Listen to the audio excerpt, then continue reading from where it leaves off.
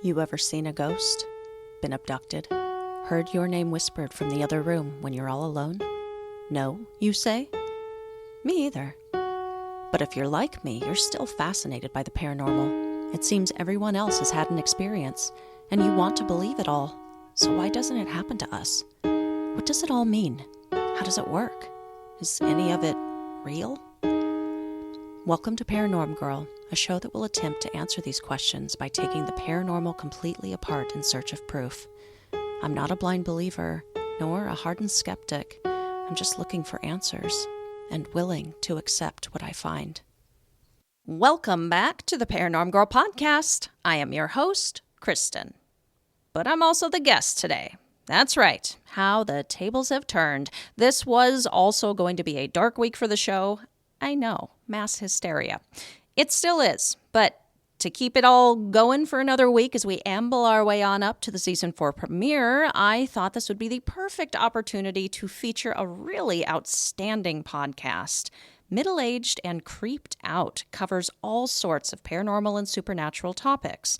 Every Wednesday and Saturday, Todd, Shawn, and Nate bring their fun, witty, conversational style to topics like Ouija boards, Egyptian pyramids, gargoyles, most recently, the boogeyman. Like, the boogeyman, y'all. Come on, so good.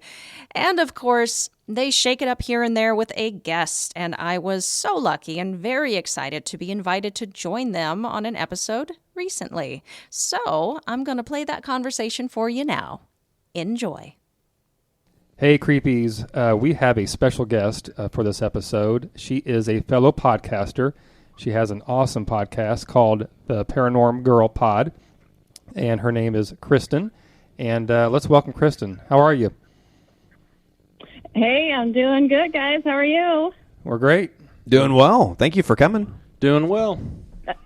Oh, thank you so much for having me on. I really love your show. I've been listening. Well, thank you very much. We've been enjoying your podcast as well, and I'm glad that we could finally get this started or going on the guest chat. So thanks for coming on. Yeah, I've been so excited about this. Awesome.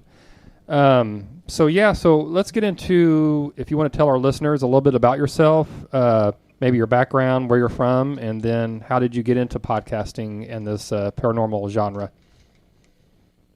Sure. Yeah, I'm from everywhere, a little bit here, a little bit there. I grew up in Washington State and then spent 12 years in Montana. And after college, I moved down to California, and I was there for about a decade chasing the acting dream. And my boyfriend was a stand-up comedian and a writer, so we went down as a team and did that. And after, some time and not being able to afford much of anything, we decided it was time to maybe find a place to buy a home we could afford. So we moved down to Louisiana around New Orleans. We both really love and appreciate, especially the New Orleans area, just the history and the people are wonderful here. So that's where we ended up. That's where we are now. And, background really, I was acting for a very long time, since I was a teenager, professionally, just for like the last 15 or so years. I toured across the country and did some live performance shows and was in some movies and commercials and all that. And I started a production company at the time, and we did some stuff with that. And I didn't really get into podcasting until round about 5 or 6 years ago. I was a dog walker. Imagine that, a dog walker and an actor in LA. And so I would pass the walks listening to all these incredible shows, not thinking any of the wiser that someday I was going to do that. But, I always went to the true crime podcasts and the paranormal podcasts. Those are my favorite subjects. And then fast forward to 2020, the height of the pandemic, and I hadn't been acting for a couple of years at that point. Just some, like a medical diagnosis actually kind of put that all on hold. But I still had that performance aspect to my life. Like, I don't think that ever goes away. So I was just sitting there thinking, I was still working at the time, but I had some extra time on my hands, and I was thinking, what would be really cool is if I could do something with this performance. I love these types of podcasts.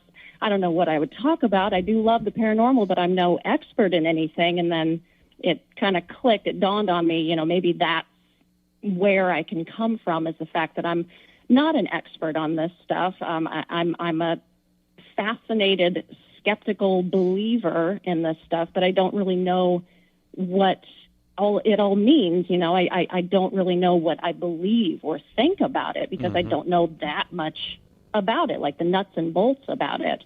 I bet other people would like to hear, the concept of shadow people or hauntings or demonic possession, like every single, thing about it, like that background and that history and the experts and all of that, and really get this whole world understanding of it like I would. Sure. And so that's basically when Paranormal Girl was born. Awesome. That's a heck of, yeah. First of all, I want to say, what a city that you live in, New Orleans. That would be cool because of all the history and all the paranormal stories that come out of that city. So that would be awesome to live, One of the most haunted cities in the country, right? No kidding. What a great city. I've never been there, but I've heard. I haven't either. Is, yeah. And everybody, the people that grow up here, they know all the stories, and it's just kind of part of the culture and the lore here. Yeah, I live about 2 miles away, actually, from the Honey Island swamp monster. So, oh, wow. I mean, one of these days, I might get a picture of him. There you go. You have to post it on Instagram. Make for a great episode, right? Yeah, that's cool. Yeah, absolutely. Does your boyfriend, does he still do stand-up comedy, or did he, does he still do that? He does stand-up comedy for me, just personally, because he thinks he's funny. But yeah, right. Yeah, no, don't all boyfriends and husbands? Professionally. Yeah, me and his mom. He does still write quite a bit, and we do still do some film projects here and there. But the stand-up comedy kind of stayed back in California. Gotcha. Yeah, I can imagine the going from California to Louisiana. The cultural differences. The shift. That'd be a heck of a difference. Yeah. Oh yeah, just black and white, just totally different. It's like a whole other world here. Sure. Terrible drivers here, though. Oh, right. Really? Is that right? Terrible. Yeah. You wouldn't think so, but nobody can drive here, and it's strange. It's when you're saying that L.A. traffic is better comparative to wow, New Orleans that is saying traffic. something. Yeah, really, it's a big claim, but it's true. Wow, I would not have guessed that. I don't. Because L.A. is always known that, and New York City always known for their terrible, horrible traffic and driving and all rudeness. That. And right. Yeah. But when I think of New Orleans, I think of the ghost factor, of course, but I also think of good food. I think of Mardi Gras, of course. I know that's stereotypical of me. Yeah. But yeah, I think of like down home people too, though. Like the Southern hospitality, and I don't know if that's even like remotely close to like part of it or not down the culture down there. Because I know that it's a Duke's mixture of people, but yeah, it's a place that I definitely want to go down and just experience. I know they say it's a cultural experience, but then there's so much history down there too that those layers make it fascinating to go down there and see. Yeah. Yeah, you've never been to New Orleans? No, I have never been. Either. I'd love to go though. Oh, yes. Well, now is the time. Now that the pandemic is kind of over, or we're on the other side of it. Right. Hopefully, fingers crossed. Yeah. Make sure you get a trip down here because it's it's really an incredible place, and there are some incredible people. That being said, I moved here kind of expecting that Southern hospitality kind of on a full scale. And I was very surprised because, people can be horrible everywhere, right. and that includes right. down here as well. I had a day job just like everybody else, and it was often in retail or sales. And, especially in those environments, the people that you're serving aren't necessarily always the nicest. No. And that can leave a bad taste in your mouth, of course. Yeah, that happens. Yeah. Well, and they're the ones that you Yep. remember. I mean, I was in banking for 15 years. When I started as an 18-year-old, I remember, here I am, 51 years old. I remember my first, they were members instead of customers, but the first member that yelled at me at the drive-through, and I was like, oh my gosh, like, I don't know what I did, gave them the wrong amount of money back. I have no idea, but I messed up, and they just ripped me. And it made me, intimidated as an 18-year-old kid, and they were like in their 50s or 60s. And so our a lady that had been there forever, she was like, I'm going to tell you right now, she's like, it won't be the last time you'll ever upset anybody. You maybe caught them on a bad day. She's like, they're only 10% of it and that's who you're going to remember. You're not going to remember the nice ones because that's going to be the majority. But the ones that are going to stick out are the less pleasant. And yeah, that's still 33 years later. I'm like, yeah, I still remember that. But what's funny is they ended up being, but I was there for so long. They were two of my favorite members going forward. They just must have had a bad day. But yeah, you can always get bad, nasty people. But I think most people are, I don't know, courteous or at least pleasant, I guess. I don't know. Yeah, and you gotta, especially in the last 2 years, people have been extra stressed. Oh yeah, a lot of stress. So I get it. Yeah. But yeah, you do, when you experience that day after day, you do see that side way too much, and it can get you a little disgruntled. Absolutely, a little bit.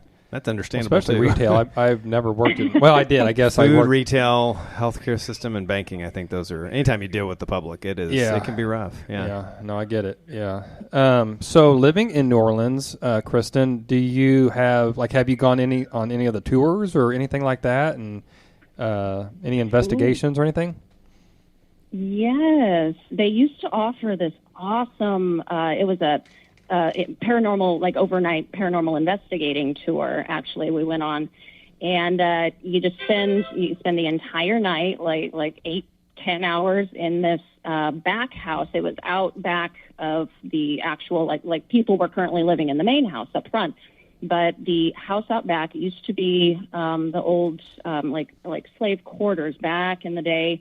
It became like a tuberculosis kind of housing place. There was a lot of just energy in this place. It was really incredible. So we got to ghost hunt there. It was, marketed as a tour, but, it was like a real ghost hunt. And we got to walk around with all kinds of equipment, and I had the recorder and the headphones on and caught a couple of things that night. That was exciting.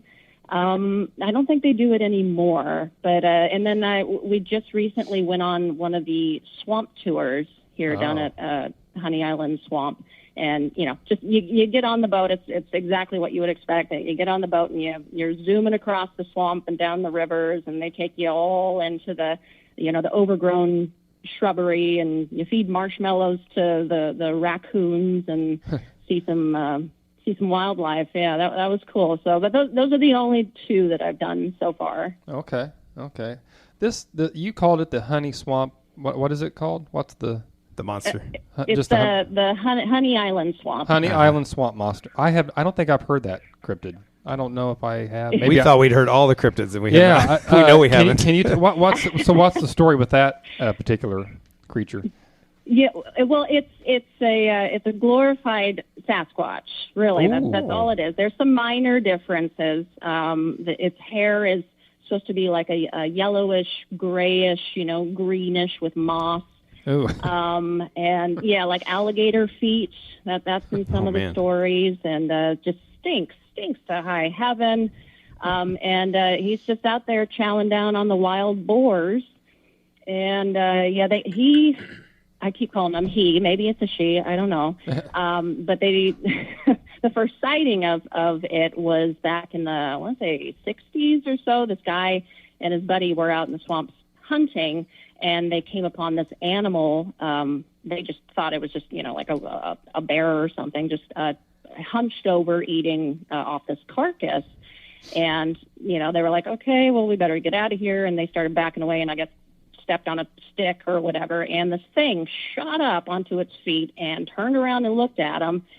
And they were like, oh, my God, that's a humanoid thing. And they got out of there. And they would go back like later that year and get plaster footprints of this thing. And it's a whole big thing down here. People really believe in it. Like, you don't go out in the swamp alone. You do, you don't come back. Take a buddy, wow. right? The buddy system. Yeah. Yeah. Gosh. Yeah. Take a weapon. Place I always wanted. If I go down there, I want to go see the I always say it wrong, I'm sure. Is it La LaRue or La Larue Mansion?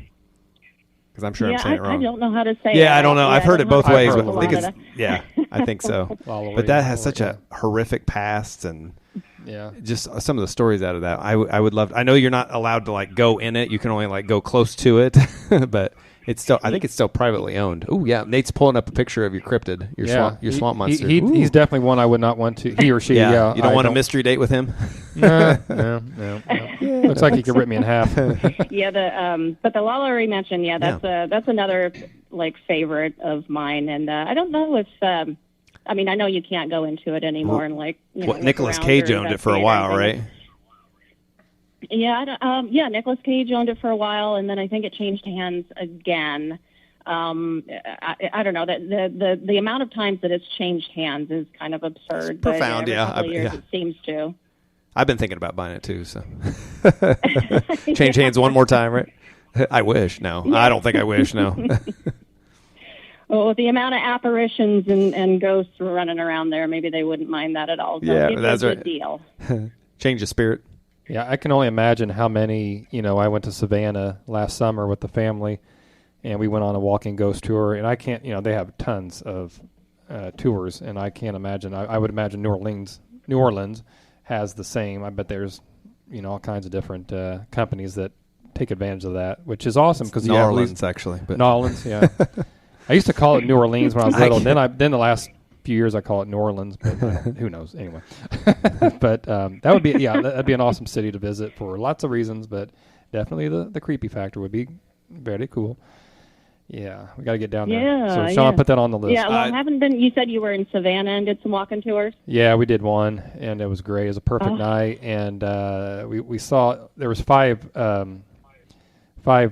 They're all within a mile, I think, or there's like 2 miles maybe, but 5 locations that we would walk to, and then he would tell the story about. He would tell like the fictional story, and then he would tell, okay, this is what really happened, and so it was kind of neat to hear the fun, the fictional part and the people that kind of just ran with the story and kind of made it their own, but then the actual factual part of it. And then he had a little iPad with him, and he would show, because he's a tour guide, but he's also an investigator, and all these places he has done investigations and overnight stays and different things like that. And so he would show on the iPad some of the things that they captured from their investigations. So it was really awesome. And there's only like 8 of us, and my wife and 2 kids. We have an 11 and 14-year-old. I wasn't sure if they were really going to enjoy it, but they did. And it was just so cool. But you're walking in this city that's from the Civil War and farther back, and just the beautiful mansions, but all the different stories of the paranormal and so it was really cool. So I would imagine New Orleans would be very similar, with all the history. Hey, I'm telling you, you guys got to make it down. You can stay at my pad. Okay, there we go. Shawn, write that down. It's kind of funny that when we were, Nate and I and our families, we went down for fall break, we went down to Alabama. So we were all the way down in the lower part of Alabama, Fort Morgan. Mm-hmm. And our wives said, why don't you and Nate, take a trip, maybe take a couple of the boys, go to New Orleans from there. And I said, well, how far is New Orleans? And she's, it's like 2-3 hours. We looked it up, and we're like, what was it, like 5 or 6? We're like, she's like, it's just a couple hours. I'm like, a couple hours. It wasn't close. It was not close. I was like, you got to go all the way back up into Alabama and around to Louisiana. I'm like, no, it's not that close. So they were like, we thought it was closer. Yeah. Looks real close on a map. It's deceptively far away down here. Like, I have a buddy of mine. He runs a podcast, but he used to do some investigating over at, West State Penitentiary. And so I was thinking about, maybe joining him or going to, there was a convention there recently and I wanted to go. And I was like, it's just like, a state or 2 away. Like, that's not too far. And it's like 14 hours from here. Oh, man. Like, wow. There goes my convention dreams. Yeah, right? Seriously. Gosh. Now, Kristen, how long did you live in L.A. or California? How long was that? Did you say? I lived there for 10 years. 10 years. Yeah. So did you? Yeah. So in LA, did you do any tours, investigations, anything like that, or any stories from the paranormal from? You know what? We actually did do one paranormal investigation right before we left. It was the office building for where my boyfriend worked, and it used to be an old funeral home, and they had like the mortuary in the back, and the examining rooms, and where you set up the the people and stuff before the viewing. And they still had the old chapel there on the side, and so his coworkers and the management and all that, they approved it, and but they all had stories, all these stories of seeing these figures just out of the corner of their eye. One was talking about she'd be sitting at her desk and feel, like eyeballs on her. You get that perception, and she'd look up and see a figure down at the end of the hall, but, it was dark, so she wasn't sure, and she turned on the light, of course, and nothing was there. So we're like, okay, well, there's something here, and we like to do this. We're interested. Let's just go and, investigate. We don't know what we're doing. It's our first one, but let's try. And so we got to spend overnight there and caught a couple of things. But yeah, it was more, my favorite part of that was the research. I realized that is where I would shine on any paranormal investigation. Is I love doing the research. Mm-hmm. I love looking at the history and digging up the old, records of the building and finding out all these things that most people don't know. But yeah, I guess that would probably be the only one. We didn't do any of the regular, like tours and stuff around Hollywood, because we lived in Hollywood. Every day was a tour. Sure. But, that's fair. That makes sense. Paranormally speaking, though, that's really the only one that we got to do there. There's surprisingly not a whole lot, considering just how haunted Hollywood is. They've got amazing paranormal lore. Deep there history as well. there, yeah, for sure. Absolutely. The story, I think everybody knows it by now, but the woman, the actress who, threw herself off the H, I think it was. Mm-hmm. Like a day before she was going to get her big break. That's a big legend there. Just a lot with people will see, Charlie Chaplin and old directors and stuff sitting in their old favorite, cafes or cigar shops along the boulevard. There's some cool, and you could just feel it, it's just an energy there in that specific part of the city. It's very cool. We did a mini episode on haunted Hollywood, and we had a lot of fun with that. And it was one where we were like, man, we could have done more, because I've also never been to LA. I've never been to Hollywood, and I would love to do that because I'm a big movie buff, love Hollywood. I like old Hollywood too. So that's like right up my alley. Yeah. You would love it. And if you ever go, definitely, you can find like a haunted tour or whatever. They'll tell you some of the history and some of the people that have been spotted. I would love to, if I ever make it back there, I would love to do something down at the Cecil Hotel. Ooh, the Cecil, yeah. Now that has become like a very big thing. I was there when that whole happened with the lady in the water tank. Oh yeah, right. Yes. Very weird time. Those videos really creep me out.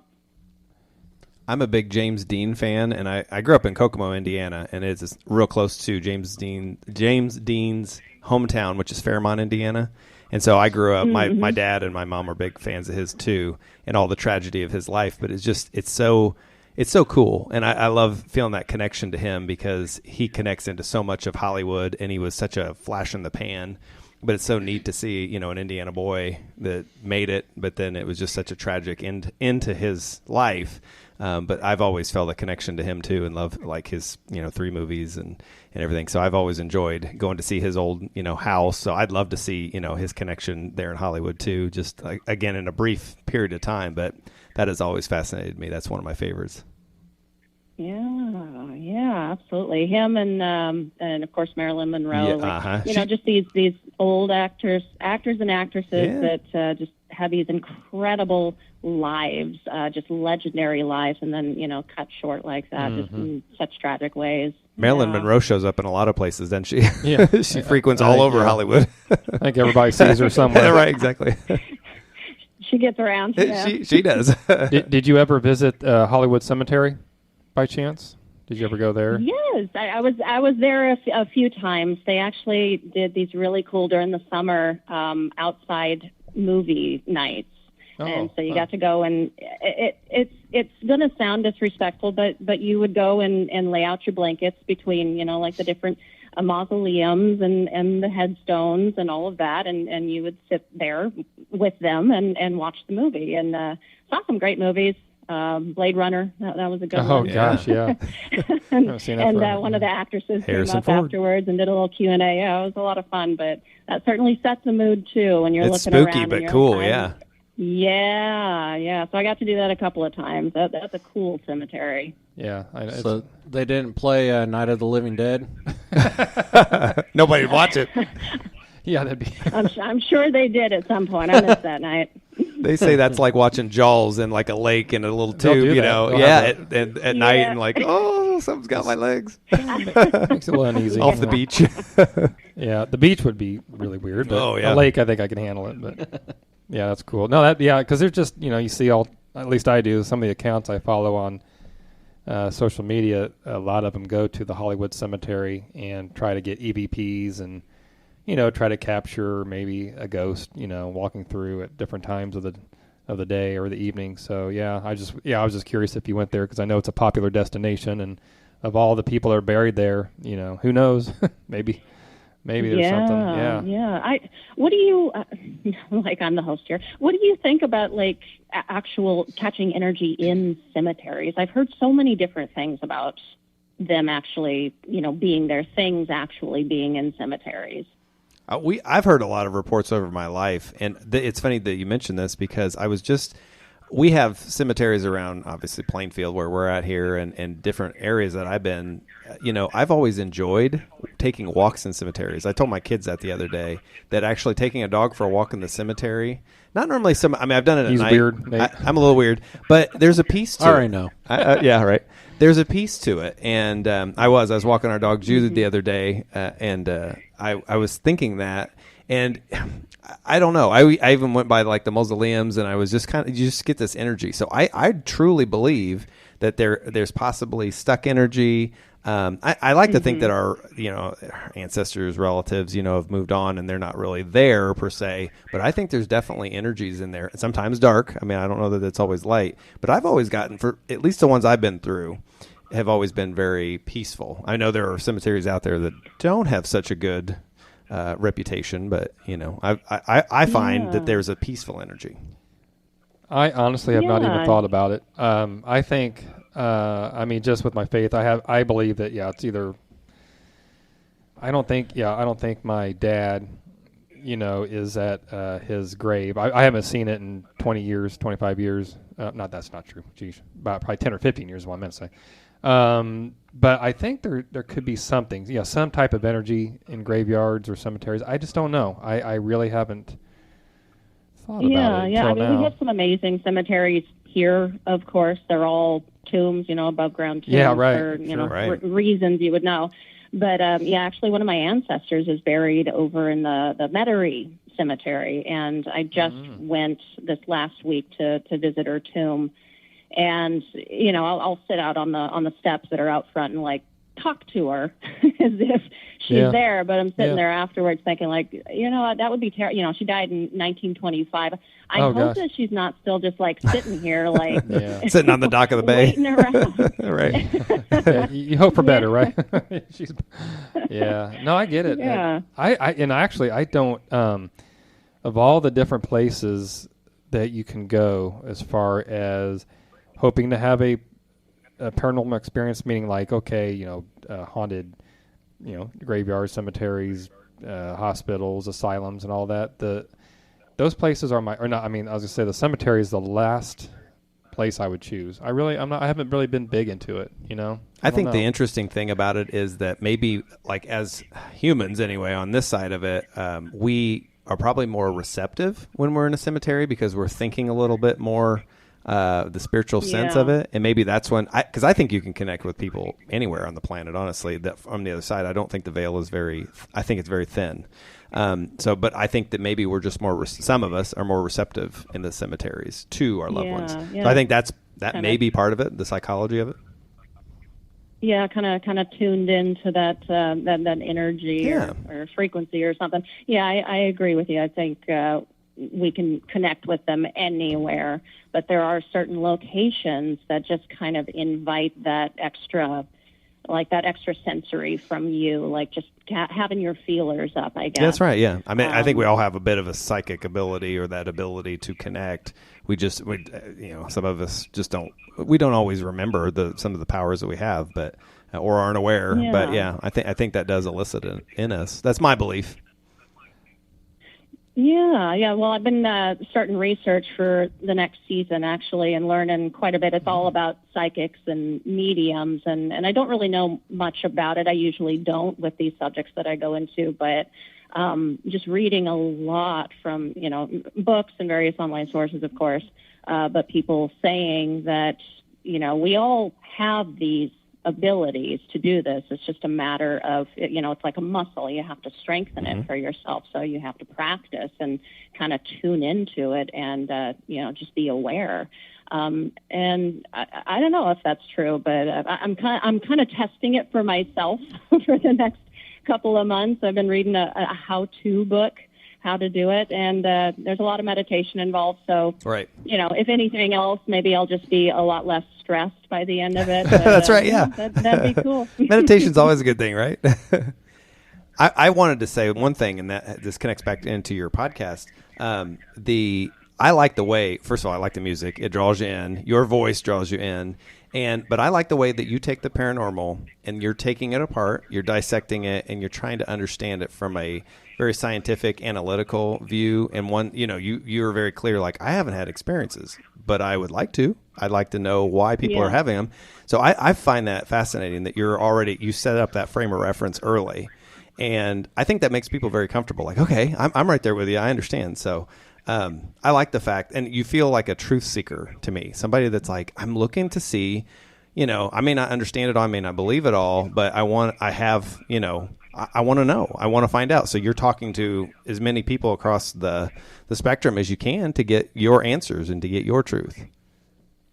Yeah, well, it always seemed to me like people are so sure. They're so sure about what it is, what they think, what they believe about it, and they either are fully skeptical about it or they're full-on believers, and neither of those camps really know enough information, I don't think, to know why they think the way that they do. So, I find myself in this kind of I am open to it. I'm open-minded to it, but I am skeptical, Right. And I still need to see that kind of proof. And that was actually a big surprise to me. As I was getting into the show, I started meeting a lot more people that were just like me, who they are open-minded skeptics, and they just want the truth. Right. I mean, ultimately, that's, nobody is a cynic here, where skepticism is simply just, I don't have the proof yet. Once I do, then I'll know, Well, I think it's refreshing to have that, because you're very unbiased. You're, like I said, you're analytical and you're objective from where you're coming from. Like you say, I'm not a skeptic, but I'm also not a blind believer. Those are the things, and that's where you start. And I think that's a great place to start, because it's not extreme either way. You're starting from, the middle and working your way. And I like that. Oh, yeah. Well, thank you. I'm hooked. I try to stay unbiased. There's a few things I know, and I am very transparent about it. If I am going into something with a bias, I'll tell the audience, and I'm very transparent with my audience about it.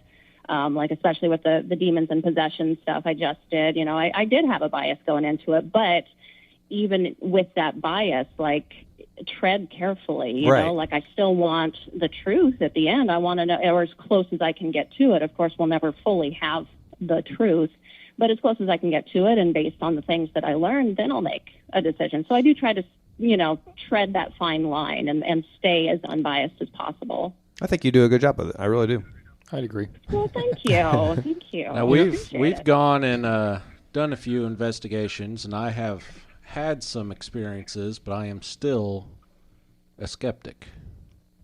Mm-hmm. Yeah. Yeah. But Now, open-minded. Yeah, But you're open-minded, open. yeah. Isn't that interesting though? Like even with people who do have these experiences, that you can still be skeptical. Like are you question what you saw? Yeah. Well, not necessarily question, but or maybe it's a hunger to see more, to prove more. Not that I'm 100% buying it. Maybe. Yeah. Yeah. Or want to know why. And Like but what's I'm causing it. Yeah. Curiosity, and just intrigue. You're probably talking about Whispers Estate, where when you heard the footsteps and what, Yeah, like Whispers Estate, but then Bobby Mackey's. Bobby I'm trying to Mackey's, think where all and Nate Waverly. Nate gets to hear all the things and experience, and Shawn and I get nothing. He's our spirit magnet. Although at Waverly Hills, which we just did back in April or March, I don't know.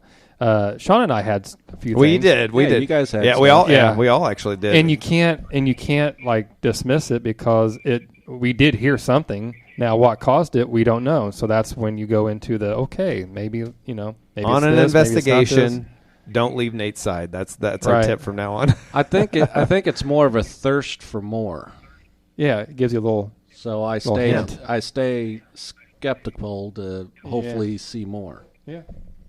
Yeah, Makes yeah. sense. Like, is there ever some kind of evidence or a certain point where you would stop? Yeah. I don't think that there is. Like, ultimately, if we found the full truth tomorrow, like, there's still part of me that's I do want more as well. Absolutely. I think that's the fun of it. Yeah. I mean, There is a certain amount of fun, especially with the paranormal investigating as well, and it's just very exciting. Mm-hmm. I've had a couple of paranormal investigators that I've been able to interview on my show, and it's just like I don't do video when I'm doing my interviews, but you can just hear their face light up as they're talking about their experiences. Oh yeah, and yeah. all, It's more than a hobby, right? Yeah. Yeah. It's really it's a passion. calling, Yeah, it is a calling. You're right. Yeah. I like in just the 41 episodes that you have had like I know psychics. That's a huge thing that you talk about. The Mandela effect, Mandela effect. However, yeah, I mean, you have had several paranormal investigators. And I think I have not gotten to listen to all those, but the demon possessions you talk about a lot. I did get to listen to the interview you had with the priest. I thought that was really interesting. Was that the two-parter? Yes. Yeah. And I thought that was really interesting to delve into his belief system and where he's coming from his frame of reference. Sure. And I thought that was fascinating. Yeah. Yeah. Oh, well, thank you. From the exorcism. That was a really, yeah. The exorcisms, Well, it was so cool that's to have, fascinating to me. Yeah. Well, Archbishop Plato, I mean, we couldn't be more polar opposites as far as where our foundation lies. But still, it's so cool to listen to somebody with such polar opposites of, where they're coming from, just to try to learn and understand, that exists. And, he was really cool. That was a lot of fun. That whole season with the, going through exorcism and possession and, demonically haunted locations and all of that, that was such an eye-opening experience, like truly. So I'm glad I did it. I'm glad it's over because it is. It's spooky, isn't it? Yeah. Well, the fact, and you're talking to an archbishop. That to me, when you hear that kind of that's like saying, let's talk to the president of the United States. That there's a certain amount of like respect that comes with archbishop. Like, oh, this guy knows his stuff, obviously. So that also has to be a little intimidating. He certainly did know his stuff. Yeah. I especially appreciate him because I did kind of go into it like, oh, he's an archbishop and an exorcist, and he's been doing this for decades. Like, it kind of straightens you up a little bit. Sure, on your toes, right? Coffee. Yeah. No, I think you did great. I think you answered well, or asked the right questions. I could hear the respect in your voice, and I from a listener, I could hear the respect in his voice too. Like back to you, yes. He wasn't trying to force you to believe what he does Or demean you, and right. you didn't do I mean, you guys had it was a great professional. Yeah, it was very done well, but on both sides you guys did great, and I loved it. So. I like that you're talking about shadow people. We've talked about shadow people, but you also brought That's up where I'm like at now. shadow animals. Yeah, Episode 7. I told you I'm bebopping around. It's a buffet to me. But you're talking about them being time travel ghosts, and you're talking about the Hat Man, and I was just like, oh man, this is like our bread and butter. So I find those fascinating too. You like shadow figures and Hat Man stuff? Like is probably a strong word, but yeah, I enjoy the subject. Yes, that was our you know what? second episode. I just joined a Hat Man appreciation group on Facebook. Did you really? I don't. That's awesome. Yes, I love it. It's brand new. They've got like 5 people, but I saw it. I was like, ooh. Oh, that's hilarious. That's awesome. We'll be 6, 7, and 8. Yeah, I'll join it. Yeah. And I wear hats all the time, so yeah, I'm kind of like a hat. over there. Yeah, it's that subject in particular is such a it's so creepy and intriguing and mysterious, and like that's one of those subjects, those paranormal subjects that most people, they don't know enough about it to know why they are afraid. Right. They That's just right. see all of these other stories, these stories of encounters, on Reddit or on Facebook or whatever, and somebody had a bad experience.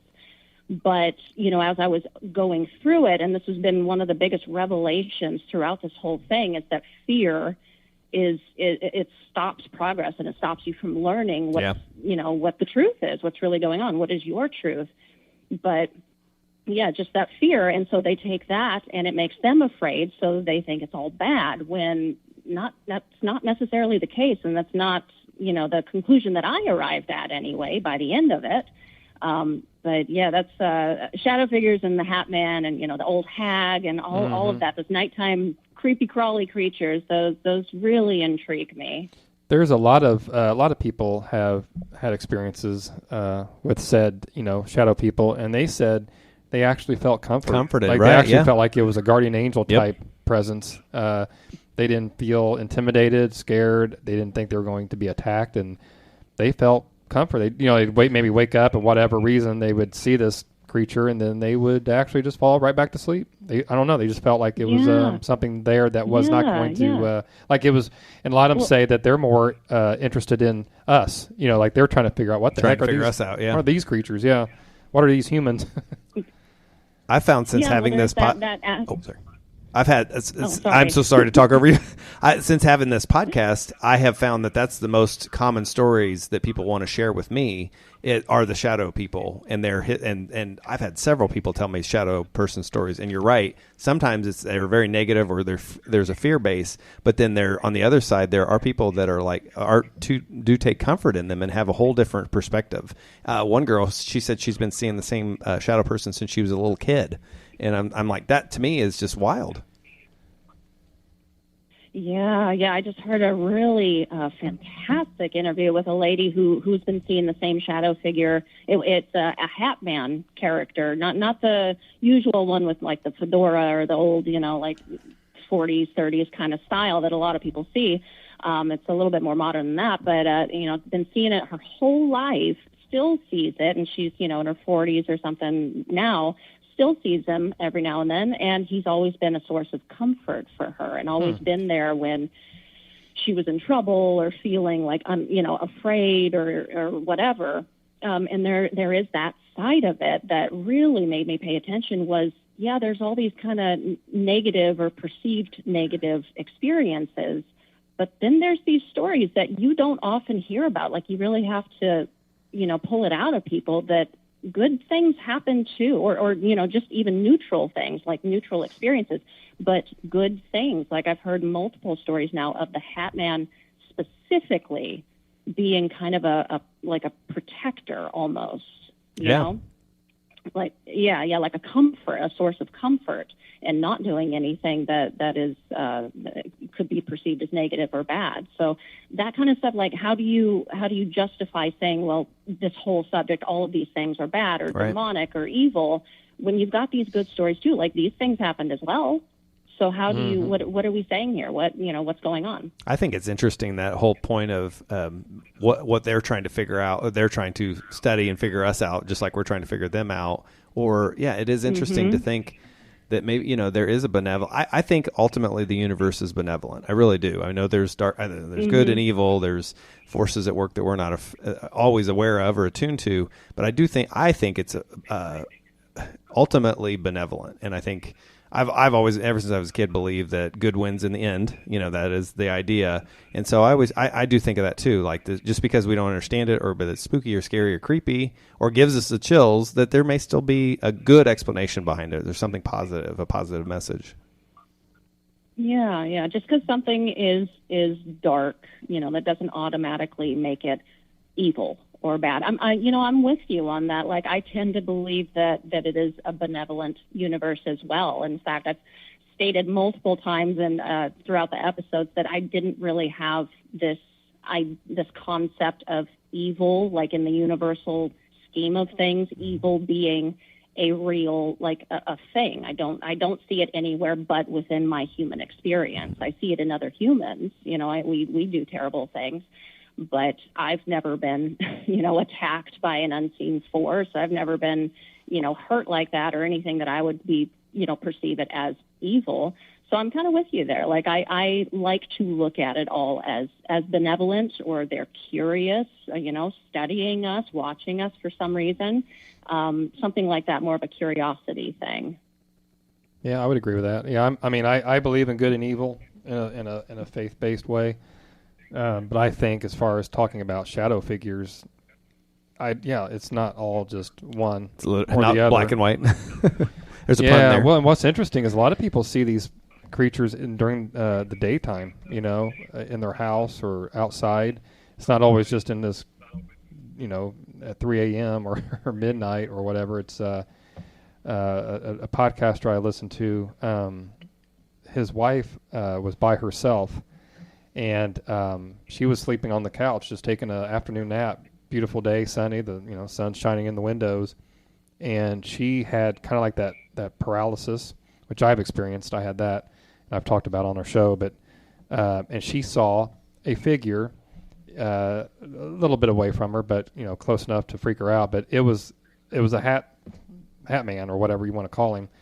And she felt creeped out, but she didn't feel like he was ready to kill her. She didn't feel like to that level where it's, oh my gosh, my life is in danger. But it was more of a, she couldn't explain it. And then by the time, she snapped out of it and was able to move and all that, he was gone. So there was nothing, it's just kind of like he was there, and she kind of had this paralysis feeling for a couple minutes, and then just back to normal. But so it was just kind of like, what in the heck happened? So she wasn't sure. She didn't think he was threatening, but then again, it's like, why is this happening? It wasn't the best thing to happen. So it's just, who knows? That's the fun part. Who knows?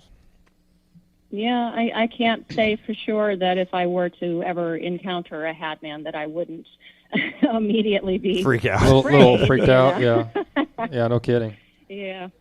What? Yeah, but. Oh, go ahead. Oh, I was just going to say, it reminded me, I told it on the conclusion episode recently, but I did see something, like something that might be perceived as being not all that great. It kind of looked like the lady from The Grudge, that kind of character in the middle of the night. And, skeptics can look at this story and say, well, that's just a hypnopompic hallucination kind of thing. But I woke up and I sensed something in the room, and I turned to look, and in the far corner there was this, this woman standing there, and her, black hair in front of her face, and she was just standing there. Like, she didn't do anything. She didn't move, didn't talk, nothing. And my logical brain is thinking, like, looking at her, thinking, okay, that's not real. She's, lay your head back down. She's not going to be there. Okay. So I lay my head back down. I look back up, and she's gone. Now, if we want to look at this as, okay, this was a paranormal occurrence, like, ultimately, what was wrong with that situation? Nothing happened. She didn't do anything to me. She didn't hurt me. I didn't feel afraid. It actually felt quite neutral and calm. It was a calm experience. But yeah, I don't know. That's just one of those things that could be perceived like somebody might wake up and be terrified of what they're seeing. But in that instance, I was just very calm, and nothing came of it. So I don't know. It's one of those experiences too. Like, I do look at it as a skeptic. Like, did it really happen? But there's that part of me that's like, well, I saw her. I saw it. Right. Yeah. I get it. To switch gears a little bit, we got a little bit of time left. What is your take on aliens and UFOs and all of that good stuff? Say that again. I lost you. That's right. What is your take on aliens and UFOs? All right. I don't speak a whole lot about aliens and UFOs, and I've said this before, but it's only because they're not paranormal to me. They're real. Like, of course they're real. Like, for us to believe that we're the only intelligent species in the entire universe, we're it, like, that doesn't make any sense to me. So it's not because I've seen something or experienced, been abducted or anything, but it's just, I feel like statistically, like mathematically speaking, it is impossible that we are alone in this universe. So yes, I am on board with the aliens and the UFOs. I think they are out there or here already. I don't know. I don't know where they are, but I do think they exist. Absolutely. Sure. Okay. I was just curious. Yeah, because I'm not a big alien UFO guy. Nate and Shawn, I think they like them a lot more than I do. But we like talking about it. since we've been doing the podcast, I've kind of, I don't know. It just, and I don't know what my, it's funny. We do our episode on something and we'll say, okay, what do we think? What percentage? And I think I was, 20, 80, 30. You're pretty low. I was like, I don't know. Now I'm at least 50-50, 60-40. Which is a huge progress for him. Right. So we did something right. Yeah, and it's just, but I love hearing some of the stories because it's kind of like the shadow people or other creatures. It's like, some of them, they're just curious, want to know how we tick and what we are, and then some attack, and some, it's just all over the place. So I'm getting a little more fascinated by it, but I don't know. I find it interesting that we're hearing more and more reports on, like the news media. Yeah, and that's starting to make me feel. And the Pentagon coming out like, we want to know like you guys do. That makes me a little nervous because I'm like, I think that's a little bit of BS in there. And like they're trying to either play catch up or the people they're letting talk aren't on like some of the higher level security clearances that they should be. Because I guarantee you somebody knows something. Like that is, it's kind of like, eh. So, yeah, that actually makes me a little nervous. Well, you look at the amount of encounters that are coming out, the videos, right, the experiences that people are having. Yes, it's blown up. Like there's so many happening right now. And then yes, the fact that the government is wanting to talk about this stuff and get to the bottom of it right now, and the fact that the CIA has spent so much money for the last, back in the, I don't know when they were doing all of the research that they were doing, but the big CIA UFO dump that they finally put on the website. But yeah, the fact that they want to spend money, like our government is interested in it. So that alone, like, kind of says to me, there's something there. Yeah, Space Force.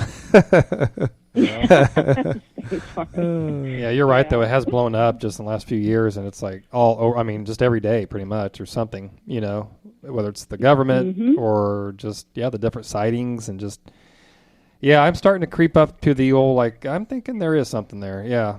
So I do think if there's some kind of an alien, quote unquote, alien invasion, we should really be skeptical because they're like, okay, now what are they trying to cover up if they're trying to throw that at us? Because it's like, I'm thinking the aliens, if they would have wanted to attack us, they could have attacked us hundreds, if not thousands of years ago. Yeah. So I don't think that's the point of it. They would have done it a while ago. I'm sure if there was some massive invasion. Yep. Like 4th of July. Right, yeah. Independence Day. Independence Day on 4th of July. On 4th of July, right. Yeah, Independence Day. I love that. I had never seen that movie. My wife did, and I love that movie. What does he say? Welcome to the United States. Yeah, oh my gosh. Randy Quaid, his character. But I did love that movie, but I'm thinking, oh my gosh, this would be horrible if that's how it happened.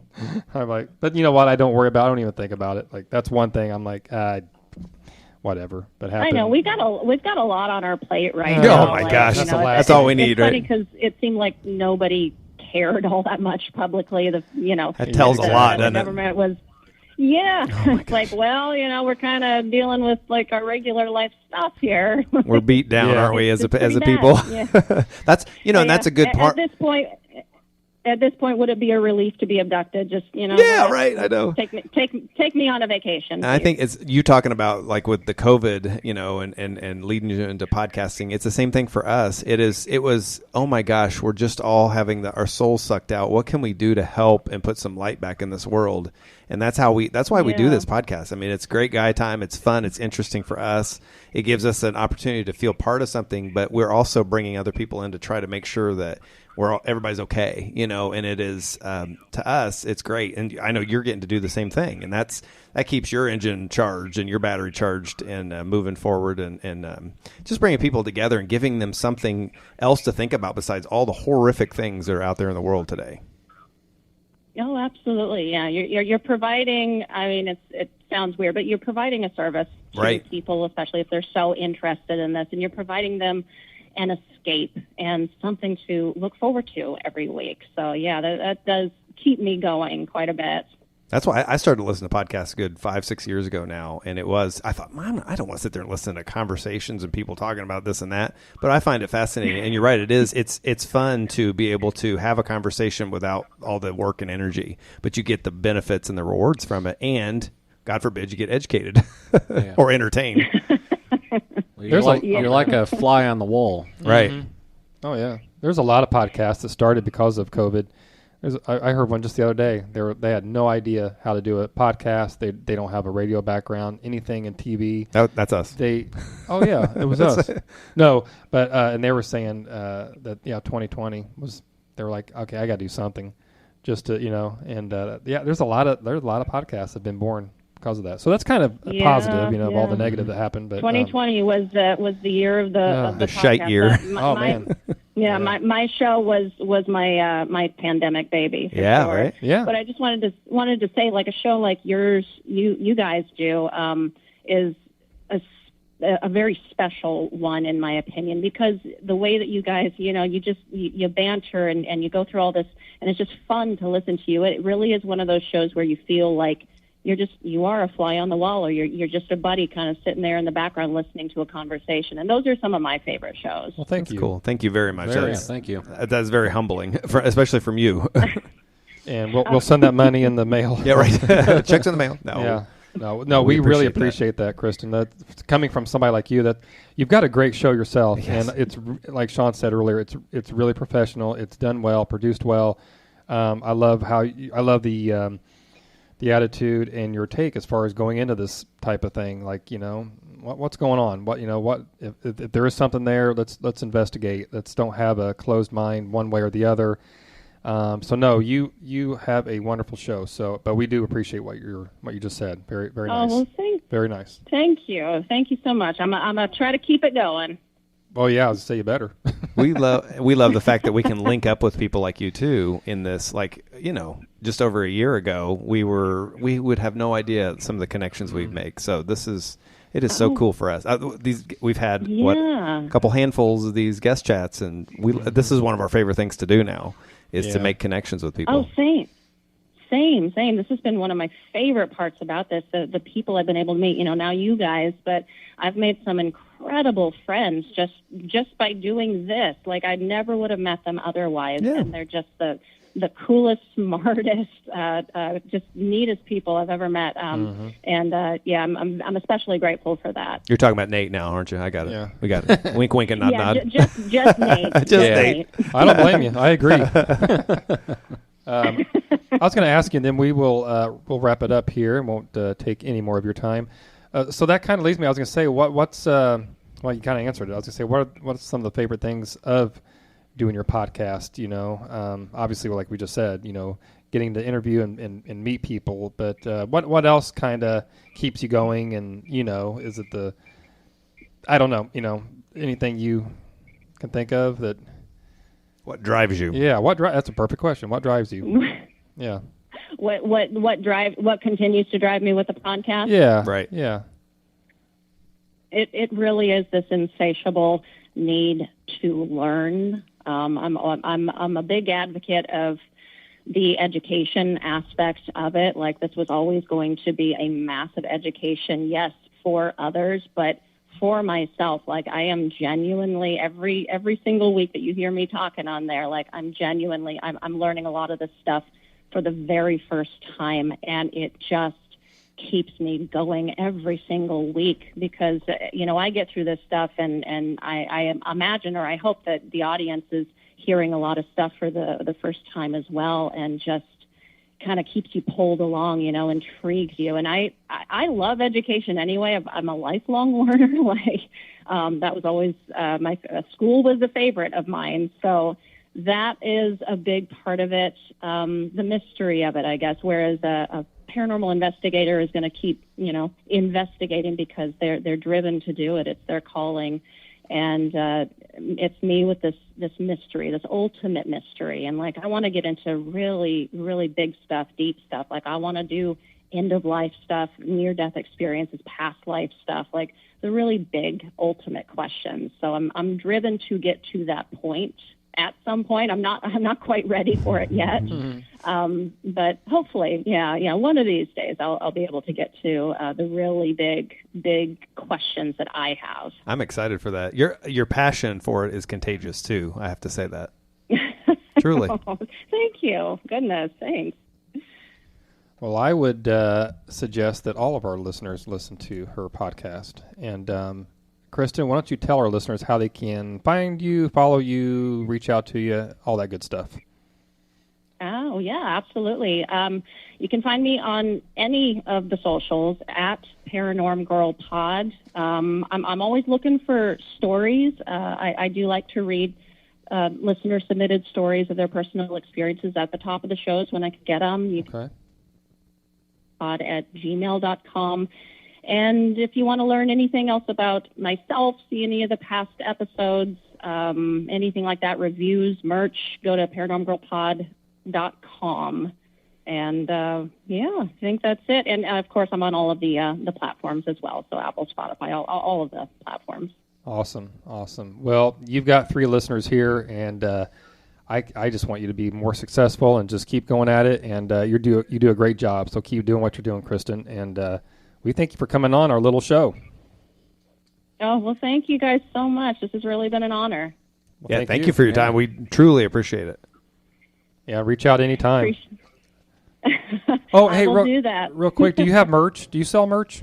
I can't remember if you... It's funny that he calls it merch. I do sell the merch. Yeah. Okay. Yes, I've got it on my website, yeah. Okay. All right. We always like to say, go get you some. So I don't know. Go get you some Paranormal Girl Pod merch. There you go. You can steal that. I sell merch. Go get you something. There you go. There you go. Atta girl. Yeah. And I'm going to tell our listeners, like we say every time for us, rate and review her podcast. Yes. That's what we like as podcasters. So. Yes, thank you. I would really appreciate that. Thank you. I hear you. It's like, people don't understand how they important that is, right? They don't. I'm like, right. How it's important. It really is. Like, just even the extra review and rating gets somebody who's new to scrolling through down and seeing that is like, well, all these other people think it's great. I think I'll check it out too. Mm-hmm. Yep. I agree. So, yep. Well, we won't take any more of your time, Kristen. We appreciate it as always, and thank you. We'll talk to you some other time. Hey, just got to, throw it out there. You can be do another guest chat with us down the road. So it's an open invite, right? Open invite definitely for you. Yes. So absolutely. I would love if you're that. Interested. Well, thank you guys so much, and I appreciate you as well. Thanks again to the Middle Aged and Creeped Out podcast for inviting me to be on the show. I sincerely had a blast, fellas. Listeners, if you loved our chat, you know what to do. Go subscribe and leave them a rating and review while you are over there. The Paranormal Girl podcast is featured in the upcoming July issue of American Paranormal Magazine, everybody. They are taking orders for that issue now and will start shipping come July 5th. You can choose either a subscription option, and I think you get like 7 copies for a really great price, or you can buy single editions, all at the website paranormalzine.com. That's paranormalzine.com. Definitely check it out. Find me on all of the socials at Paranormal Girl Pod. Email your personal spooky stories or suggestions to paranormalgirlpod@gmail.com. That's it for this week. Till next time, stay safe keep the nightlight on, and sleep with one eye open. Hey, I'm Andy. If you don't know me, it's probably because I'm not famous. But I did start a men's grooming company called Harry's. The idea for Harry's came out of a frustrating experience I had buying razor blades. Most brands were overpriced, overdesigned, and out of touch. At Harry's, our approach is simple. Here's our secret. We make sharp, durable blades and sell them at honest prices for as low as $2 each. We care about quality so much that we do some crazy things, like buy a world-class German blade factory. Obsessing over every detail means we're confident in offering a 100% quality guarantee. Millions of guys have already made the switch to Harry's, so thank you if you're one of them. And if you're not, we hope you give us a try with this special offer. Get a Harry starter set with a 5-blade razor, weighted handle, shave gel, and a travel cover, all for just $3 plus free shipping. Just go to harrys.com and enter code FACE at checkout. That's harrys.com, code FACE. Enjoy!